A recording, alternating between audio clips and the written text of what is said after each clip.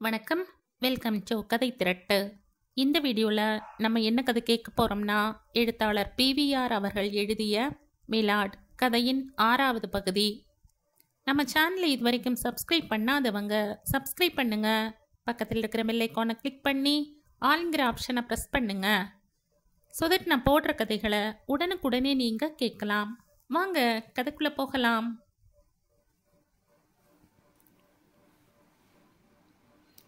தினம் இவ்வாறு ராமாமிர்தத்துடைய நெஞ்சை பிழிந்த சுசி பகலில் போட்டோவிலும் இரவில் சொப்பனத்திலுமாக காட்சி தந்தாள்.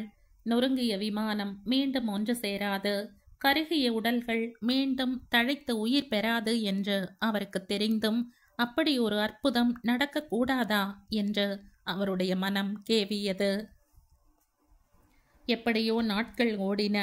மாப்பிள்ளை எல்லா மனைவியை இழந்த புருஷர்களையும் போல ஓரிரு வருடங்களுக்கு 2வது கல்யாணமா, நானா பண்ணிக்கொள்வதா, இந்த ஜன்மத்தில் கிடையாது என்று கூக்குரலிட்டுவிட்டு பம்பாய் சர்வகலாசாலையில் உதவி பேராசிரியராக பணியாற்றும் ஒரு மராட்டிய பெண்ணை கல்யாணம் செய்து கொண்டான்.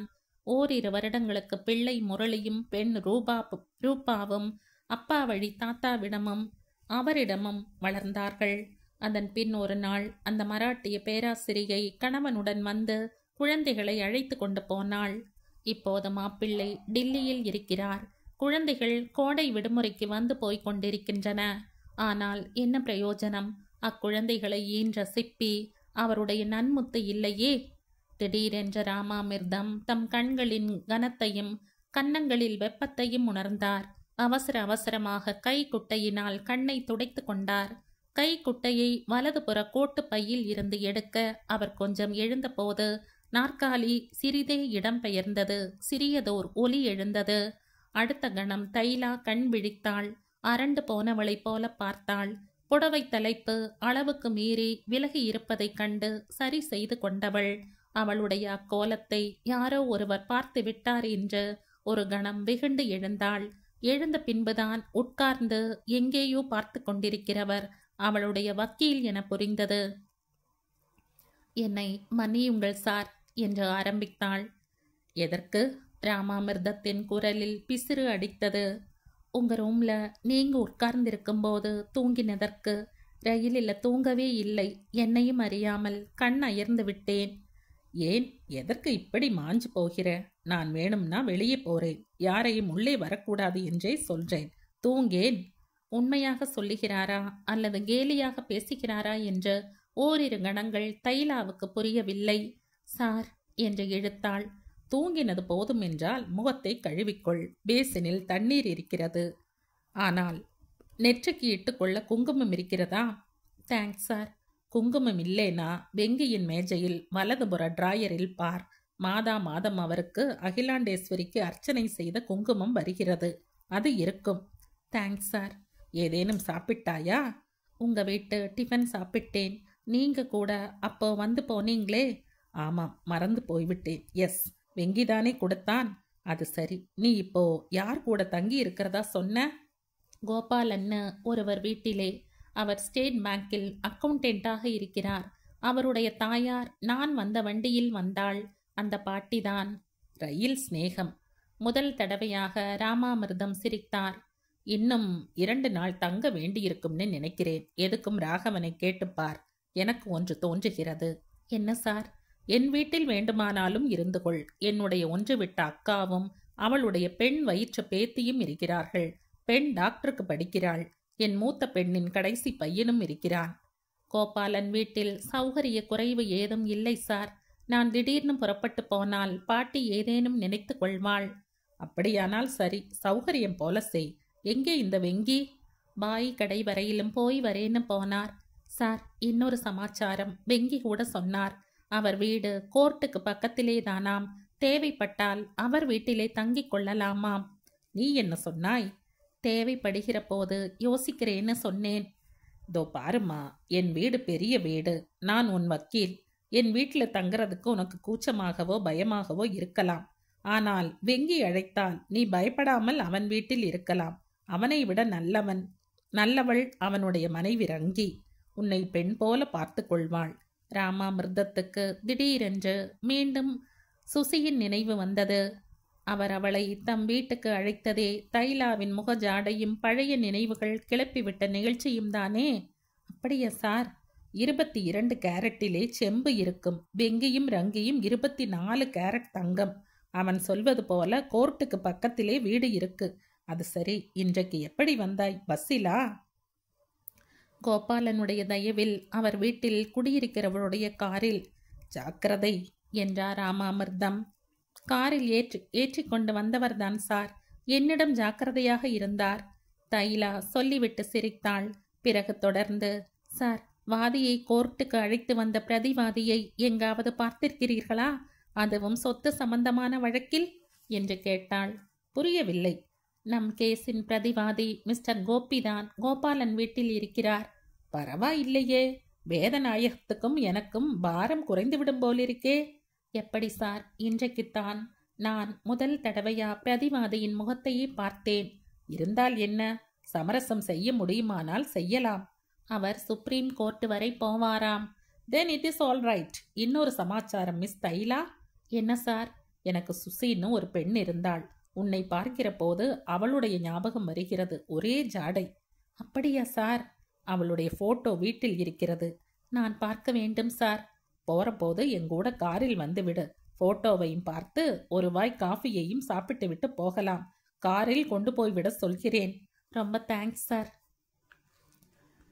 ராகவன் 97ஆம் நம்பர் அறையினுள் நுழைந்த போது மணி 4. 10வது கோர்ட்டில் எதிர் வக்கீல் பேசிய பேச்சை கூர்ந்து கேட்டுவிட்டு அவன் தன்னைத்தானே தயார் செய்து கொண்டான். எதிர் வக்கீலின் வாத வியூகத்தை எப்படி தகர்க்க வேண்டும் என்ற நிர்ணயம் அவனுடைய மூளையில் வடிவம் எடுத்தாகிவிட்டது. என்னென்ன மேற்கோள்களை சுட்டி காட்ட வேண்டும் என்றும் முடிவு செய்தாகிவிட்டது. ஆனால் அன்று பேச அவனுக்கு வாய்ப்பு கிடைக்கவில்லை. உங்களுடைய வாதம் எவ்வளவு நேரம் பிடிக்கும் என்று ஜட்ஜ் கேட்க மாட்டார்தான். ஆனால் கேட்டால் என்ன சொல்வது? இதுதான் அவனுக்கு முக்கிய பிரச்சனையாக இருந்தது. ஆனால் ஜட்ஜை அதை தீர்த்து வைத்தார். உங்கள் ஆர்குமெண்ட்ஸை நாளைக்கு காலையில் வைத்துக் கொள்ளலாமே என்றார் அவர். It is perfectly alright milord என்றான் ராகவன். 3:55க்கு 10வது கோர்ட்டை விட்டு கிளம்பியவன் வேதநாயகத்தின் சேம்பர்ஸை 4 மணிக்கு அடைந்தான். உள்ளே நுழைந்ததுமே, வா தம்பி என்று வரவேற்றார் வேதநாயகம். மனம் நெகிழ்கையிலும் மனம் பூரித்து போயிருக்கையிலும் வா தம்பி என்றுதான் அவருடைய நாவில் வரும். சுஜா இல்லை? இரு, வந்து விடுவாள். நானே உன்னை பார்க்க வரணும்னு நினைச்சிட்டு இருந்தேன் தம்பி. எங்கே போயிருக்கிறாள்? இப்ப வந்து விடுவாள். உன்கிட்டே காலையில ஒரு இன்கம் டாக்ஸ் ஆக்டை பற்றி கேட்டேன் இல்ல? நீ சொன்ன அர்த்தம் ரொம்ப சரின்னு பட்டது. அப்படியே சொன்னேன். கேஸ் ஜெயிக்கிறது. Thanks sir. 2.5 லட்சம் ரூபாய் கிடைக்கிறது என் கட்சிக்காரருக்கு. ரொம்ப சந்தோஷம் சார். சுஜா என்ன சொல்லிவிட்டு போனாள்? செக்ஷன் 11 தர்ம பரிபாலன் சங்கங்களை பற்றி செக்ஷன். இந்த கேஸ் அது சம்பந்தமானது இல்லையா? அதனால இதிலிருந்து கிடைத்த ஃபீஸையும் தர்மத்துக்கே கொடுத்துடலாம்னு இருக்க. நீ என்ன சொல்ற தம்பி? எனக்கும் ஏதேனும் கொடுங்க சார் என்று வெளியே சிரித்த ராகவன் உள்ளுக்குள் பொறுமினான். அவன் சுஜாவை பார்க்க வந்திருக்கிறானா அல்லது தர்ம பரிபாலனம் செய்வதை பற்றி கேட்கவா? உனக்கென்னப்பா, நான் தந்துதானா நிறையணும்? உன் வரும்படி போதாதா? நாளைக்கு இந்த பெண்ணை கல்யாணம் செய்துக்க போற. ராஜாங்கம் சொத்துல பாதியை உன் மனைவிக்கு கொடுக்க போகிறார். அவள் இப்ப வந்து விடுவாள்னு சொன்னீங்களே, இன்னும் காணோமே. நீ ரொம்ப அவசரப்படுற ராகவன். வீட்டுக்கு போய் விடலையே? இல்லை. அவர் சொல்லி வாய் மூடவும் கோபி உள்ளே வரவும் சரியாக இருந்தது. Good evening sir. Hello Raghav. Hello, என் கேஸ் அட்ஜன் ஆயிடுத்தே சார். அதனால் என்ன? தோ இவன்தான் அட்ஜன்மெண்ட் கேட்டான். வேதநாயகம். ஏண்டா ராகவா, 2ல் 1 தீர்ந்து விடட்டுமே. நான் ஆஃபீஸ்க்கு போறதா, ஃபேக்டரிக்கு போறதா, இல்லை கோர்ட் வாசல்ல உட்கார்ந்துருக்கிறதா? எது சௌகரியமோ அதை செய். உனக்கு என்னடா, நீ வக்கீல். திரிச்ச வரையில் கயிறு, பேசுற வரைக்கும் காசு. கோபி, நான் சொல்வதை கேட்கிறாயா? சொல்லு. என் தலைவிதி. என் அப்பாவை யார் லேவாதேவி செய்ய சொன்னார்? கடனை கொடுத்தால் ஜப்தி பண்ணி பணத்தைத்தானே வாங்கி கொள்ளணும். அடமான சொத்தையா ஒருவர் வாங்குவார்? செத்து போனவர்களை வெளியே கொண்டு வராதே கோபி என்றார் வேதநாயகம். பிறகு ராகவன் ஏதோ வழி சொல்றானே, என்ன என்று கேட்டார். கோபி, வாதி கேட்டுக்கிற பணத்தை எண்ணி கொடுத்து விடு. அப்புறம் நீ இந்த ஹைகோர்ட் பக்கம் தலை வச்சு கூட படுக்க வேண்டாம். நல்ல ஐடியாடா, ரொம்ப பிரமாதம். பட்டண கடனை தீர்க்காதவங்கள் எல்லோரும் உன் கண்ணில் படவில்லை. இல்லாத கடனை கொடுக்க சொல்றியா? சார், கேட்டீங்களா சார் இவன் சொல்றதே? இன்றைக்குத்தான் அவனை நீ தெரிந்து கொண்டாகி விட்டதே. ராகவன் சிரித்தார். அதனால் என்ன? நல்ல பெண், ஏழை. அவள் ஏழையானதற்கு காரணம் என் அப்பான்னு சொல்லு, அந்த வீடுன்னு சொல்லு, அப்புறம் நான் தான்னு சொல்லு. நீங்கள் எல்லோரும் எதற்கு இந்த கோர்ட்டுக்கு வருகிறீர்கள்? உலகை உத்தாரணம் செய்யவா? நீ ரொம்ப வேகமா போறடா கோபி. சார், இந்த ராகவனும் நானும் ரொம்ப நாளா ஃப்ரெண்ட்ஸ். அந்த பெண் இவங்க ஆபீஸ் மூலமா நோட்டீஸ் விட்டுருக்காம இருந்தா இவன் தான் ஏன் வக்கீலா இருந்திருப்பான். இப்படிப்பட்டவன் எப்படி பேசுறான் பாத்தீங்களா? வேதநாயகம் சிரித்தார். கோபி, நீ ஏன் கவலைப்படுற? ராகவன் உன்னிடம் ஏன் அப்படி சொன்னான் தெரியுமா? கேஸோ ஜெயிக்காது, பணத்தையோ பறிக்கணும். இப்படி சொன்னாலாவது பாதியாவது வரும் என்று. சார், நீங்கள் எங்கள் சிநேகிதத்தை பிளக்கிறீர்கள் என்றான் ராகவன். வக்கீல் சார், அது மட்டும் என்னிடம் நடக்காது. கொடுக்க வேண்டியதில் நியாயமாக ஒரு பைசா கூட பாக்கி வைக்க மாட்டேன். ஆனால் நியாயம் இல்லாமல் அநியாயமாக யார் என்ன கேட்டாலும் ஒரு சல்லி காசு பெயராது. பழைய சல்லி புதிய பைசாவை விட ஒசதிடா கோபி என்றான் ராகவன். சரிதாண்டா, இங்க என்ன செய்து கொண்டிருக்கிறாய்? உன் சுஜாவுக்காக காத்து கொண்டிருக்கிறாயா? ஆமாம்டா. சார், சுஜா வந்தால் இங்கேயே இவனுக்காக தவம் இருக்க சொல்லுங்கள். இவனை அழைத்து கொண்டு போகிறேன். எங்கடா ஃபூல்? வாடா இடியட், ஒரு கூல்ட்ரிங்க் சாப்பிடலாம். போய் வா தம்பி என்றார் வேதநாயகம். வேறு வழி இல்லாமல் ராகவன் கோபியுடன் சென்றான். மாடிப்படி இறங்குகையில், ராகவ் என்றான் கோபி. என்னடா, இந்த கேஸ் எப்படியடா முடியும்? உன் வக்கீலை கேள். நீ சொல்ல மாட்டாயா? என் கட்சிக்காரர் கேட்கட்டும், சொல்றேன். அவள் ரொம்ப திமிரா பேசினாளோ என்று எனக்கு ஒரு சந்தேகம். நீங்கள் என்ன பேசி கொண்டீர்கள்னு எனக்கு எப்படியடா தெரியும்? வெடுக் வெடுக் என்று பேசுகிறாள். சரியான வடுமாங்காய். கடித்து தின்னாதே. அவளை யாரடா இந்த கேஸிலே இழுத்து போட்டது? அந்த சித்தப்பன் தானே. அவன் பெயர் என்ன? Yes, Somanathan. You are correct. பார்ப்பதற்கு ரொம்ப லட்சணமா இருக்கிறாள். பிரதிபாதி ஃபால்ஸ் இன் லவ் வித் வாதி. ஏண்டா, நீ வக்கீல் என்றால் இதற்கெல்லாம் கூட வியாக்கியானம் கொடுக்கணுமா? என்னமோ எனக்கு தோன்றியதை சொன்னேன். என்னை கேட்டால் ஒரு வழி சொல்வேன். எக்ஸலன்ட் ஐடியான்னு நினைக்க தோன்றுகிறது. அவள் கையிலே 50,000 அள்ளிக்கொடு. அவள் அதை உனக்கு வரதட்சணையாக தரட்டும். ஒரே கல்லில் 2 மாங்காய். ஐ எம் சாரி, ஒரே கல்லில் 2 வடுமாங்காய். முட்டாள் மாதிரி பேசுறையே. நீ சொன்னபடி நான் 50,000 கொடுத்தாலும் அது அவள் கையில் தங்கப் போகிறது. அவளுடைய சித்தப்பன் கபலீகரன் பண்ணிவிடுவானே. கரெக்ட். அப்போ லட்சமாய் கொடு, பாதியாவது திரும்பி வரும். ராகவ் என்றான் கோபி நிறுத்தி நிதானமாக. என்ன, என் ஐடியா உனக்கு பிடித்து விட்டதா?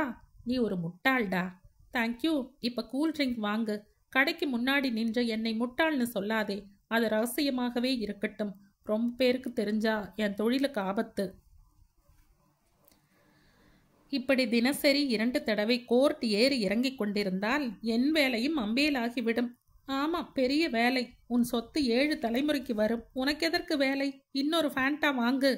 சும்மா கிடைக்கிறதுனா எனக்கு ஒன்று, என் சித்தப்பாவுக்கு ஒன்று என்றானாம். அது மாதிரி இருக்கு நீ கேட்கறது. நான் என் சித்தப்பாவுக்கு கேட்கலைடா இடியட். எனக்குத்தான் கேட்டேன். என் கட்சிக்காரி தான் சித்தப்பாவுக்கு கேட்கிறாள் என்றான் ராகவன் சிரித்து கொண்டே. அவன் 2வது ஃபேண்டாவை குடிப்பதையே பார்த்து கொண்டிருந்த கோபி, டேய், இன்றைக்கு என்ன செய்ய போறேன் தெரியுமா என்று கேட்டான். தெரியும், மர்டர். நீ தைலாவை கொலை செய்ய போகிறாய். அவள்கிட்டே பேச போகிறேன். எனக்கு அவளை பிடிச்சிருக்கு. ஆனால் கேஸை பிடிக்கவில்லை. அவள் விஷயம் வேறு விதமாக இருந்தால் எப்படி? அவளுக்கு கேஸை பிடித்திருந்து உன்னை பிடிக்காமல் இருந்தால் அது அவளுடைய தலைவிதி. எதற்கும் பேசிப்பார். உனக்குத்தான் பெண்களை மயக்க நன்றாய் தெரியுமே. எத்தனை பெண்களை நான் மயக்கி நீ பார்த்திருக்கிறாய்? இதுக்கெல்லாம் யாருடா கணக்கு வைத்து கொண்டிருக்கிறார்கள்? சிவனேன்னு யாராவது ஒரு பெண்ணை கல்யாணம் செய்து கொள். எனக்கு தெரிந்து 2-3 இடம் இருக்கு. ராகவ் நிதானமாக அழைத்தான் கோபி. என்னடா, நீ லீகல் அட்வைசரா அல்லது மேட்ரிமோனியல் கன்சல்டண்டா? தோ பார் யார் வராங்கன்னு. உன் சுஜா, மிஸ் சுஜா ராஜாங்கம். அடுப்பங்கரையில் உன்னுடன் வாதாட வேண்டியவள் கோர்ட்டில் வாதாடுகிறாள். நீ போ, ஓடு. அப்புறம் பார்க்கிறேன் கோபி. ராகவன் விரைந்து நடந்து சுஜாவை வாயிற்படியில் சந்தித்தான். போகலாமா என்றாள் சுஜா. நான் எப்பவோ ரெடி, மகாராணியைத்தான் காணோம். உங்க சீனியர் கிட்ட சொல்லியாச்சா சாயங்காலம் வரமாட்டேன் என்று? போனில் சொல்லிக் கொள்கிறேன், படிப்பதற்கு ஜாஸ்தி இல்லை. பிக்சர் அப்புறம் ஸ்வப்னா, உன் உத்தரவுப்படி என்றான் ராகவன். சுஜாவும் ராகவனும் ஹைகோர்ட் காம்பவுண்டை தாண்டி செல்லும் போது மணி 4:45. பஸ் ஸ்டாண்டில் கோபி நின்று கொண்டிருந்தான். சுஜா, காரை கொஞ்சம் நிறுத்து என்றான் ராகவன். கார் நின்றது. ஏண்டா இடியட், இங்கே நிற்கிறாய்? கார் என்ன ஆச்சு?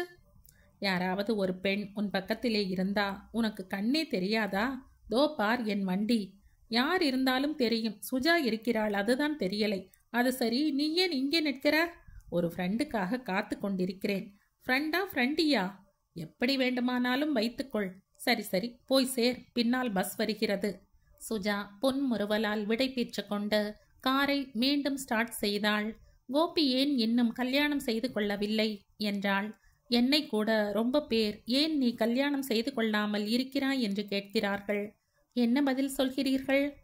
நாள் நிச்சயம் பண்ணுவது என் கையில் இல்லை என்கிறேன். பின் யார் கையிலாம்? ரிட்டையர்டு ஹைகோர்ட் ஜட்ஜ் மிஸ்டர் ராஜாங்கம். இப்போ அவரை பார்க்க போகிறீர்கள். கேலண்டரை கையில் கொடுத்துவிட்டு கேளுங்கள். எனக்கும் அளிக்கிறது. காதல் அழுத்தால் கல்யாணமா? ராகவன் தனக்குள்ளேயே கேட்டுக்கொண்டு வெளியே சிரித்தான். சுஜா சிரிப்புக்கு விளக்கம் கேட்கவில்லை. போர்டிகோவில் கார் நின்றது. ராமாமிர்தம் இறங்கும் வரை காத்திருந்த தைலா ஒரு கணம் வலதுபுறம் பார்த்தாள். தெருவுக்கும் போர்டிகோவுக்கும் இடையில் தூரம் குறைந்தது அரை பர்லாங்காவது இருக்கும் என்று தோன்றியது. 2 பெரிய கேட்டுகளில் ஒன்று பூட்டப்பட்டிருப்பதையும் கண்டாள். அவள் வந்த காங்கிரீட் பாதையின் வளைவு மாலை வெயிலில் கவர்ச்சியாக இருந்தது. பாதையின் இருமருங்கிலும் பற்பல மலர் செடிகள். இறங்கிக் கொள்ளம்மா. தைலா இறங்கினாள். டிரைவர் டிக்கியை திறந்து நீல நிற துணிகளில் கட்டப்பட்டு வைத்திருந்த லா புத்தகங்களையும் கேஸ் கட்டுகளையும் இறக்கிவிட்டு சாப்பாட்டு கூடையை எடுத்து கொண்டிருந்தான். ராமாமிர்தம் படி ஏறி ஹாலினுள் சென்றாகிவிட்டது. தைலாவுக்கு பங்களாவுக்கு முன்னால் பறந்து விரிந்த பச்சை புல்வெளியை பார்க்க பார்க்க அழுக்கவில்லை. கம்பளம் விரித்தாற்போல் புல் தரை ஒரே சீராக கண்ணுக்கு விருந்தாக இருந்தது. காங்கிரீட் பாதைக்கும் புல்வெளியின் விளிம்புக்கும் நடுவே ரோஜா பதியன்கள். எத்தனை நேரம்தான் அப்படி அவள் நின்றாளோ அவளுக்கே தெரியாது. திடீரென்று ஒரு குரல், அவள் இதுவரை கேட்டிராத குரல் எழுந்தது. உள்ளே வரலாமே குழந்தே. தைலா திரும்பினாள். பார்த்தாள்.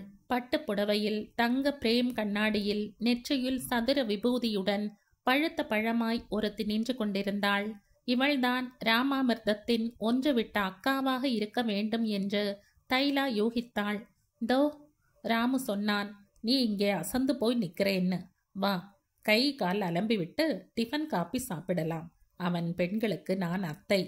என் பெயர் தைலா. ராமு சொன்னான். அத்தை நடந்தாள். அவளுடைய நடையே அலாதியாக தோன்றியது. அலுங்காத குலுங்காத நடை. பாதம் தரையில் படுவதே தெரியவில்லை. படி ஏறி நுழைந்தால் எதிரே தெரிவது ஒரு பெரிய ஓவியம். 32, 33 வயது மதிக்கு தகுந்த ஒரு பெண்மணி. இடது புறத்தில் பொக்கைவாய் சிரிப்புடன் மகாத்மா கடும் சிந்தனையில் திளைக்கும் நேருவை பார்த்து கொண்டிருந்தார். வலது புறத்தில் சாக்ரட்டிஸ் ஹெம்லாக்கை கையில் வைத்து கொண்டு வெற்றி புன்னகை புரிகிறார். இவள்தான் ராமுவின் பெண்டாட்டி. 3 பெண்ணை கொடுத்துவிட்டு கடைசி பெண்ணை அள்ளி மாறிக்கொண்டு போய்விட்டாள். அத்தை சொன்ன விதம் தைலாவுக்கு பிடிக்கவில்லை. அவள் மௌனமாக பின் தொடர்ந்தாள். நீ வீட்டை அப்புறமா சுத்திப்பாரு. ஒரு தடவை நடந்து வர்றதுக்குள்ள கால் கடுக்க ஆரம்பிச்சிடும். சரி என்ற தைலா, உங்க பேத்தி இன்னும் காலேஜிலிருந்து வரவில்லையா? வந்து மறுபடியும் போயாச்சு. காலேஜ் படிக்கிற பொண்ணு ஏண்டி மறுபடியும் வெளியே அலையணுமான்னு கேட்க முடியுமா? டாக்டர் படிப்பென்றால் இப்போ சாயங்காலம் போயிருக்கிறதுக்கும் டாக்டர் படிப்புக்கும் ஒரு சம்பந்தமும் இல்லை. Driving, pop music, modern art என்று இதுகளுக்கு 1000 இருக்கு. ஆண் பிள்ளை பெண் பிள்ளை கூட்டம். தெரிஞ்சவன் தெரியாதவனோட பேச்சு. கேட்டா சோஷியல் மாடர்ன்னு ஒரு பதில். நான் எதிலுமே தலையிடுறதில்லை. காலம் கெட்டு விட்டது. தைலா சிரித்தாள். உனக்கும் சிரிப்பாக இருக்கிறதா? லதா கிட்ட சொன்னால் அவளும் இப்படித்தான் சிரிக்கிறாள். ராமாமிர்தம் தோன்றினார். அக்கா, தைலா நம்ம சுசி மாதிரி இல்ல? ராமு, நான் இப்ப சொன்னா நீ நம்ப மாட்ட. இந்த பொண்ணு வாசல்ல நின்று கொண்டு கழுத்தை ஒரு பக்கமா சாச்சு நந்தவனத்தை பார்த்த விதத்தை கண்டபோதே சுசிதான் நிக்கறாளோன்னு ஒரு நிமிஷம் அசந்து போனேன். தைலா, என் அக்காவை பத்தி உனக்கு சொல்ல வேண்டுமே. அந்த காலத்தில் மெட்ரிகுலேஷன் படிச்சவள். ஹிந்து பேப்பரை அலசி அலசி படிப்பாள். ஏன், சங்கீதத்தை பற்றி ஒரு கட்டுரையே இங்கிலீஷில் எழுதியிருக்கிறாள். அப்படியா? வா வா, என் பிரதாபத்தை நீ அளக்க வேண்டாம். டிஃபன் சாப்பிடலாம். என்ன டிஃபன்? அரிசி உப்புமா உனக்கு பிடிக்குமே என்று மிளகு சீரகம் போட சொன்னேன். முதலா வந்த ஒரு விருந்தாளிக்கு அரிசி உப்புமாவா? சொல்லிவிட்டு ராமாமிர்தம் சிரித்தார். உங்கள் பம்பாய் பேரனையும் காணோமே என்றாள் தைலா. டென்னிஸ் ஆட போயிருப்பான் என்றார் ராமாமிர்தம். என்ன வயசு? 10.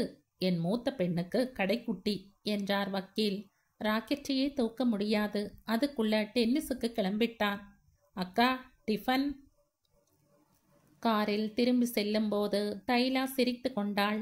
ராமாமிர்தம் கொடுத்த ஆல்பத்தில் சுசியின் போட்டோக்கள் தனியாகவும் கும்பலில் ஒருத்தியாகவும் நிறைய இருந்தன. ஒன்றில் கூட அவள் தன் சாயலை காணவில்லை. இது ஏன்? ராமாமிர்தமும் சரி, அவருடைய அக்காவும் சரி, சுசியின் ஜாடை அவளுக்கு இருப்பதாக சொல்கிறார்கள். இருவருக்குமே அப்படி தோன்றுவதால் அது நிச்சயமாக பிரம்மையாக இருக்க முடியாது. மொத்தத்தில் பங்களா தரிசனம் ஒருவிதமாக முடிந்துவிட்டது. அவ்வளவு பெரிய வீட்டில் இருப்பது 4 பேர், அதுவும் விசித்திரமான 4 பேர். தாரத்தை இழந்த, கணவனை இழந்த பெண்மணி, கல்லூரி பெண், ஒரு சின்னஞ்சிறு பையன். வீட்டில் உயிர் விளக்கு இல்லை. சின்னஞ்சிறு குடிசையில் அன்றாட ஜீவனத்துக்கு திண்டாடும் குடும்பத்தில் ஜீவன் சுடர் விட்டு பிரகாசிக்கிறது. நந்தவனம், போர்ட்டிகோ, பிரம்மாண்டமான ஹால், அறைகள், மாடி எல்லாம் இருக்கின்றன. ஆனால் அதில் உயிர் இல்லை. கோபாலனுடைய வீட்டை அடையும் போது மணி 6:15. கூடம் வெறிச்சோடியது. கோபாலனையோ சங்கரியையோ குழந்தைகளையோ காணோம். எல்லோரும் எங்கே போய்விட்டார்கள்? அல்லது அவள் வீடு தவறி வந்து விட்டாளா? பின் கட்டுக்கு வந்த போதுதான் அவளுக்கு மூச்சு வந்தது. ராம ராம ராமா என்று முணுமுணுத்து கொண்டே கோபாலனின் தாயார் கல் உரலில் மாவு அரைத்து கொண்டிருந்தாள். பாட்டி, வந்துட்டேன். ஏண்டிம்மா, இத்தனை நேரம்? 6 மணி வரை சங்கரி உனக்காக காத்து கொண்டிருந்தாள். ஆதிபராசக்தியாம் சினிமாவாம். அந்த பிள்ளையாண்டான் டிக்கெட் கொடுத்தான். உங்க பிள்ளையும் வரலையா? பாகவதத்துக்கு இப்பதான் போனான். கொஞ்சம் இரு, கையை அலம்பி விட்டு காப்பி கலந்து தரேன். நான் காஃபி குடிச்சாச்சு பாட்டி, விடுங்கள், நான் அரைக்கிறேன். நீ பேசாம இரு. எங்க குடிச்ச? ஹோட்டல்ல தானே? வக்கீல் ரொம்ப சொன்னார், தன் வீட்டுக்கு வந்து போகணும்னு. அங்கே அவருடைய அக்கா அரிசி உப்புமாவும் தந்து காஃபியும் கொடுத்தார். பெரிய பங்களா, 100 பேர் இருக்கலாம். இதை அரைச்ச பிறகு 2 பேருமா கற்பகாம்பாளை தரிசனம் பண்ணிட்டு வருவோம். என்ன? நான் தயார் பாட்டி. உங்களால நடக்க முடியுமா? பேஷாய் நடப்பேன். அப்ப சரி. அவள் அரைத்து முடிக்கவும் பாட்டி என்ற குரல் கேட்டது. கோபியா, வாடாப்பா. இப்பதான் உன்னை பத்தி நினைச்சேன். நானும் இவளும் கோவிலுக்கு போறோம். நீ இங்க தானே இருப்ப? இருக்கணும்னா இருக்கேன் சொல்லிக்கொண்டே கோபி தைலாவை பார்த்தான். ஏதோ தன்னை கேட்காமல் அவள் கோவிலுக்கு செல்கிறாள் என்று ஆத்திரப்படுவது போல இருந்தது முகம். அம்முகத்தை பார்த்து தைலா முறுவலித்தாள். கொஞ்சம் இருடாப்பா, நாங்கள் திரும்பி வந்தப்புறம் நீ எங்க வேணும்னாலும் போ என்றாள் பாட்டி. இந்த பெண் ஊருக்கு புதுசு, கோவிலையாவது பார்க்கட்டும் என்று அழைத்து கொண்டு போகிறீர்கள் போலிருக்கு என்றான் கோபி. நான் தான் அவளை கூப்பிட்டேன் என்று யதார்த்தமாக கூறின பாட்டி எழுந்து சமையலறை பக்கம் சென்றாள். அவள் தலை மறைந்ததும், நான் உனக்காக பஸ் ஸ்டாண்டில் 1 மணி நேரம் காத்து கொண்டிருந்தேன் என்றான் கோபி. அது உங்கள் தப்பு என்ற தைலா மெதுவாக நடந்து ஹாலுக்குள் பிரவேசித்தாள். என்ன சொன்னாய்? என் தப்பா? ஆமாம், என்னை பஸ் ஸ்டாண்டில் நிற்க சொன்னீர்கள். கார் அந்த பக்கமாக வந்தால் பிக்கப் பண்ணுகிறேன் என்று சொன்னீர்கள். உங்களை நான் நிற்க சொல்லவில்லையே. நீ அழகாய் பேசுற.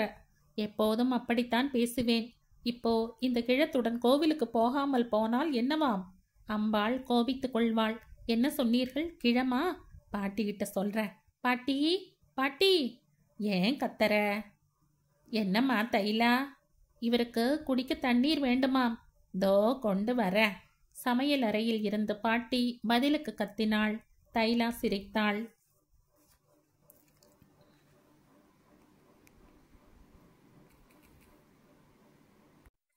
தியேட்டர் மேனேஜருக்கு சுஜாவை கண்டு சிரிப்பதா அழுவதா என்று தெரியவில்லை. 6 அடிக்க 5 நிமிடங்கள் இருக்கையில் அவள் அனாயாசமாக ஸ்டீரிங்கை ஒடித்து தியேட்டர் காம்பவுண்டினுள் திரும்பி ஒரு சைக்கிள்காரனையும் குப்பை கூட்டும் கிழவியையும் ஒரு வினாடி பயமுறுத்தி 2வது கியரிலேயே பறந்து தியேட்டருக்கு பின்புறம் உள்ள கார் பார்க்கிங்குக்கு செல்லுவதை பார்த்திருக்கிறார். அவள் ஹைகோர்ட் ஜட்ஜ், மாஜி ராஜாங்கத்தின் பெண் என்பதும் அவருக்கு தெரியும். அவளுடைய கருவிழிகளில் பொங்கி எழுந்து வீசிய உற்சாகம், மந்தஹாசம் எல்லாம் நினைவுக்கு வந்தன. உதட்டின் சிவப்பு சாயம், கை இல்லாத சோழி, இளநிற புடவை இத்தியாதிகளுடன் அவள் காரிலிருந்து இறங்கி கைப்பையை நாசுக்காக வீசிக்கொண்டு வந்து அவருடைய அறையின் எதிரே நின்றாள். சௌக்கியமா அம்மா? அப்பா சௌக்கியமா? தியேட்டர் மேனேஜருக்கு இப்படியெல்லாம் விசாரித்து எதிர் நாளைய வசூலுக்காக பாடுபட வேண்டிய அவசியம் இல்லைதான். இருந்தாலும் விசாரித்தார். ஓ எஸ், சௌக்கியம், ரொம்ப சௌக்கியம். உங்க அக்கா இன்னைக்கு இந்த ஊரிலே இருக்கிறாள். லண்டனுக்கு போகிறாள். ரொம்ப சந்தோஷம் அம்மா. டிக்கெட் புக் பண்ணிட்டீங்க இல்லையா? ஓ எஸ், 2 டிக்கெட். ஏரோ 7, 8. படம் ரொம்ப நன்றாக இருக்கு. ஜேம்ஸ் பாண்டிலே இது புதுவிதம். சண்டைகள் ரொம்ப பிரமாதம். சுஜாவுக்கு சண்டையில் மனம் செல்லவில்லை. 5:45க்கு தியேட்டர் வாசலில் இருப்பதாக சத்தியம் பண்ணின ராகவன் எங்கே? ஏன் இன்னும் காணோம்? கொஞ்சம் ஃபோன் யூஸ் பண்ணலாமா? தாராளமாய். ஃபோன் அருகே வந்தபோதுதான் எந்த இடத்துக்கு பேசுவது என்ற கேள்வி அவளுள் எழுந்தது. ராகவன் வீட்டில், அதாவது அவன் குடியிருக்கும் வீட்டில் ஃபோன் கிடையாது. எதிரே ஒரு சிட்ஃபண்ட் ஆஃபீஸ் உண்டு. சாதாரணமாக 6 மணி வரை திறந்திருக்கும். அந்த காரியாலயத்துக்கு அவள் ஃபோன் பண்ணி இருக்கிறாள். இப்போது மணி 6 தாண்டிவிட்டது. கடை கதவை சாத்தும் நேரம். அவள் சுறுசுறுப்புடன் டயல் செய்தாள். மறுமுனையில் மணி அடித்தது அடித்தது அடித்தது. டெலிஃபோனை வைத்துவிட்டு ஒரு கணம் சுஜா நின்றாள். அதுதான் சமயம் என்று ஒருவன் முகத்தை மறைக்கும் வரையில் தலைமயிரையும் தாடி கிரதாவையும் வளர்ப்பது தன்னுடைய வாழ்க்கையின் குறிக்கோள், லட்சியம் என்பதை காட்டிக்கொண்டு பாய்ந்தான். யூ ஹாவ் ஃபினிஷ்ட் என்ற அவன் அவளுடைய பதிலில் அக்கறை இல்லாமல் டயல் செய்தான். நம்பர் உடனே கிடைத்தது. அவனுடைய அதிர்ஷ்டத்தை கண்டு சுஜா பொறாமைப்பட்டாள். ராகவன் எங்கேயாவது நின்று கொண்டிருக்கிறானா என்று சுற்றமுற்றம் பார்த்தாள். கோபத்துடன் சுழன்ற கண்கள் போனில் பேசிக்கொண்டிருக்கும் ஹிப்பியின் மேல் நிலைத்தன. கமான் ஸ்வீட்டி, சீக்கிரம் வா. ஒரு டாக்ஸியை பிடி. லஸ்ஸிலே நிறைய இருக்கும். ஜல்தி வா. நான் மஞ்சள் லுங்கியிலே இருக்கேன். ஜிப்பா லக்னோ டைப். பரவாயில்லை. போனை டக் என்று வைத்துவிட்டு இத்தனை நேரம் யூஸ் பண்ண போனுக்கு சுஜாதான் முதலாளி என்ற நினைப்பில் தேங்க்ஸ் என்று சொல்லிவிட்டு ஹிப்பி நகர்ந்தது. சுஜா கடிகாரம் 6:10. ராகவனின் சீனியர் வீட்டுக்கு டயல் செய்தாள். சுஜா, ராகவன் குரல். Have you got any sense of time, punctuality? கோப்ச்சுக்காத சுஜா, சடனா டில்லியிலிருந்து ஒரு சங்கால் வந்து விட்டது. ஏதோ ஒரு ரிட். சுப்ரீம் கோர்ட் லாயர் சில கேள்விகளை கேட்கிறார். சீனியர் வீட்டுக்கு காரை அனுப்பினார். அப்போ மெயின் பிக்சர் 6:45க்குத்தான் ஆரம்பிக்கும். அதற்குள் நான் வந்து சேர்ந்து விடுகிறேன். நான் எங்கே நிற்கிறது? எங்கேயும் நிற்க வேண்டாம். ஒரு டிக்கெட்டை மேனேஜர் கிட்ட கொடு. எண் 7-8 தானே? இந்த நம்பரை சொல்லிக்கொண்டு நான் வந்து கொள்கிறேன். எனக்கு அழுகை வருகிறது. பாத்ரூம்லே ஒரு குரல் அழுதுவிட்டு தியேட்டருக்குள் நுழை. You are going to be a useless husband. I know. Suja பாத்ரூமுக்குள் செல்லாமலே தியேட்டரில் நுழைந்தாள். மேனேஜரிடம் A8 கொடுத்துவிட்டு ராமாமிர்தத்தின் டைப்பிஸ்ட் மரகதத்தின் தகப்பனாருடைய சஷ்டியப்ப பூர்த்தி விழாவுக்கு தம்பதி சமேதராக வந்திருந்த வெங்கி ரங்கிகளில் வெங்கி முதல் பந்தியிலே சாப்பிட்டுவிட்டு கோர்ட்டுக்கு விரைந்து விட்டார். ரங்கி கடைசி பந்தியில். மரகதம் அவளுடைய அம்மா, அத்தைகள், சித்திகள், மாமிகள் இவர்களுடன் உட்கார்ந்து சாப்பிட்டாள். சாப்பிட்டானதும் பூவிருந்த வள்ளி ரவேஸ் வெற்றிலையில் ஒரு கால் கவளியை எடுத்து, அதற்கு குறைந்து அவளுக்கு போட்டுக்கொள்ள தெரியாது, ஒவ்வொன்றாக மயில் கழுத்து பட்டுப் புடவையில் துடைத்து அழுக்கு ஏறினாலும் வெளியே தெரியாது. வாசனை சுண்ணாம்பால் தடவி கொழுந்து நரம்பை கிழித்து போடலானாள். அப்போது நேரம் சரியாக 1. 22வது வெற்றிலை வாயினுள் கரையும் போது ரங்கிக்கு கோமதியின் நினைவு வந்தது. 7-8 வருடங்களுக்கு முன் கோமதி பிடாரி கோயில் தெருவில் குடியிருந்திருக்கிறாள். அவளுடைய கணவர் அந்த காலத்தில் அங்கப்ப நாயக்கன் தெருவில் ஒரு கம்பெனியில் கேன்டீன் கான்ட்ராக்ட் முடிந்த பின் மயிலாப்பூர் சித்திரக்குளத்தருகே இட்லி கடை ஒன்றை ஸ்தாபிதம் செய்தார். ரங்கையின் காதில் விழுந்த செய்திப்படி இப்போது இட்லி கடை நன்றாக நடக்கிறது. கோமதி சட்னிக்கு அரைக்க வீணாகி போய் 3 குழந்தைகளுடன் திரும்பி வந்த அவளுடைய நாத்தனார் இட்லிக்கு அரைத்து தம்பியின் ஹோட்டலுக்கு ஒரு பந்தல் காலாக இருக்கிறாள். அந்த கோமதியை பற்றிய நினைப்பு வந்ததும் அவளை உடனே பார்த்துவிட வேண்டும் என்ற பரபரப்பும் எழுந்தது.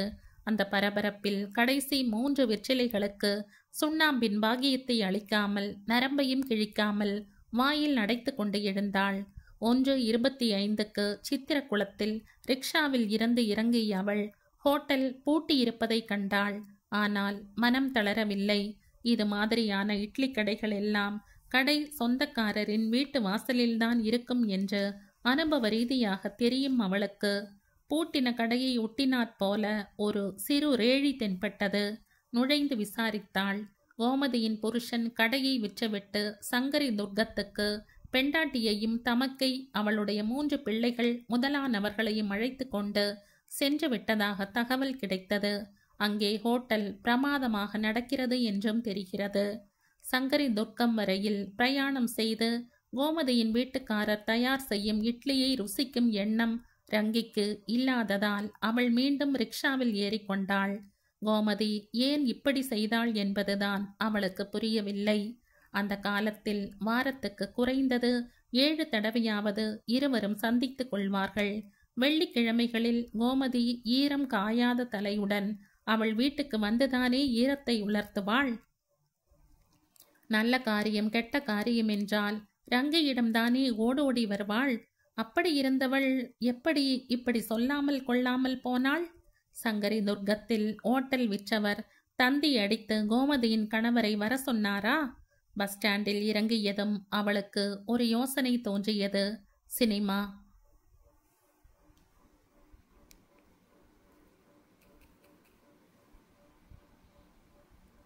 இந்த கதையின் தொடர்ச்சியை அடுத்த பதிவில் கேட்கலாம். நன்றி.